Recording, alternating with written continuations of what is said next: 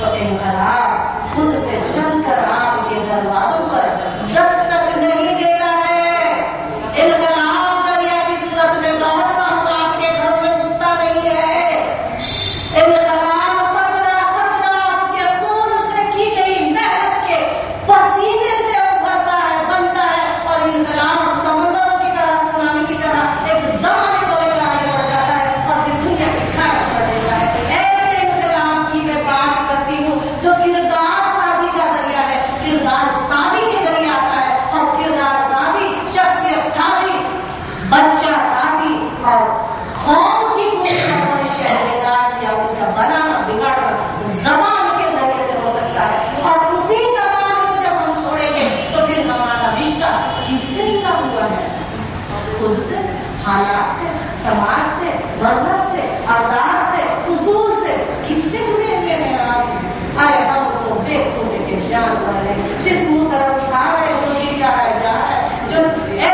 یہ خدا کا جو یہ تصور جو ہے، ایک قرآن کی جو پکڑ ہے، ایک رسول کی جو پکڑ ہے، اس پکڑ کے کئی جو ہے جس مضبوطی سے ساری دنیا کے مسلمان ایک جا ہو سکتے ہیں، ہم نے اس پکڑ کو بھی اپنی زبان کی چھوڑنے کے نتیجے میں اس مذہب کو بھی چھوڑ دیا، اس کے اصولوں کو بھی چھوڑ دیا، اس پکڑ کو بھی چھوڑ دیا، جبکہ وویکانند نے کہا تھا کہ کاش مجھے ایسا کوئی فلسفہ ملتا جس کے تحت ساری قوم ایک چھت کے نیچے ایک اصولوں کی طرح مل جاتی تو میں ساری دنیا پر حکومت کرتا، اور وہ لیکن حکومت نہیں کر سکا کیونکہ اس کے پاس یہ چیزیں نہیں تھی۔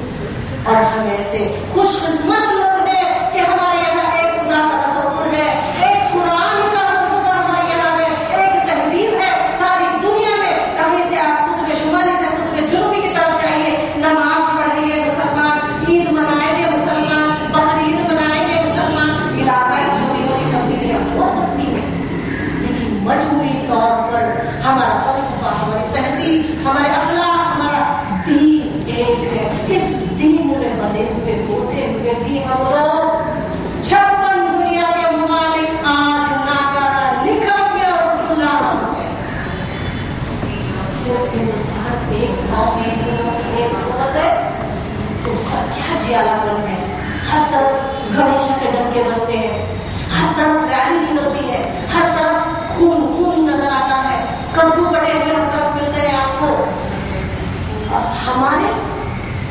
ایسی سے شاندار حکومتیں 50 سے 56 تک ہے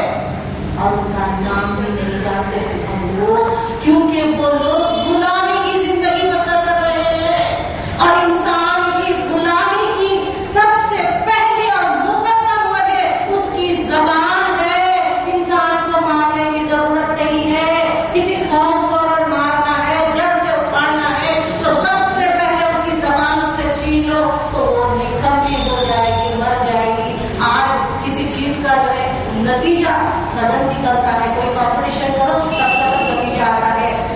کوئی بیماری ہو گئی ہے ایک 8 دن میں کسی چیز کا انجام معلوم ہوتا ہے، وہاں سے ایسی چیزیں ہوتی ہے، ایسے حرکات قوم سے سرزد ہو جاتے ہیں جس کا رزلٹ 50 سال 100 سال کے بعد نکلتا ہے۔ اور آزادی کے بعد سرکاری زبان ہندی کو بنا کر یاد رکھو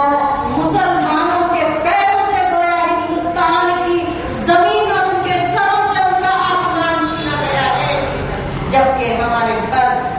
گھر جو بڑے بڑے قبیلوں کی صورت میں ہوا کرتے تھے، ہر مسلمان بڑے بڑے ہوتے ہوتا تھا، لیکن اس 50 سال کے اندر ہر ٹھیلے پر بیچنے والا مسلمان ہے، ہر آٹو کو چلانے والا مسلمان ہے، ہر ہوٹل میں کوک اور کشتری ڈھونے والا مسلمان ہے، سیخ اور کباب بیچنے والا مسلمان ہے، مرغی اور بیل کا گوشت بیچنے والا مسلمان ہے۔ چھوٹے چھوٹے دیشوں کے لوگ بنے ہیں، چھوٹے چھوٹے گھروں میں رہتے ہیں، ہماری تہذیب، ہماری سوچ بھی چھوٹی چھوٹی ہو کر سمندر جو ہے وہ خطرہ ہو گئے۔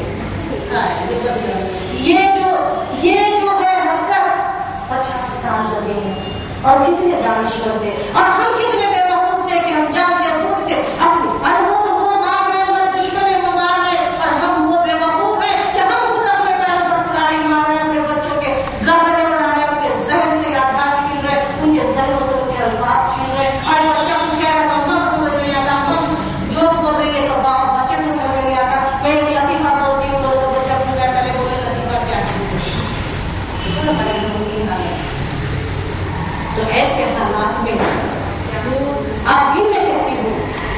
जबान कैसे जुड़ी हुई है इंसान के साथ।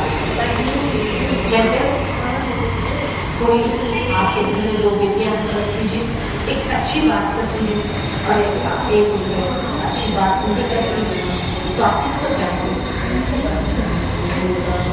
ये उस लड़की की अच्छाई है या उसके व्यवहार की अच्छाई है? दो दामाद हैं, दोनों को शक्ला लेकिन थे आपकी जबान में बात करता है और एक जर्मन करता है, आप किसको पसंद करेंगे? हमारी जबान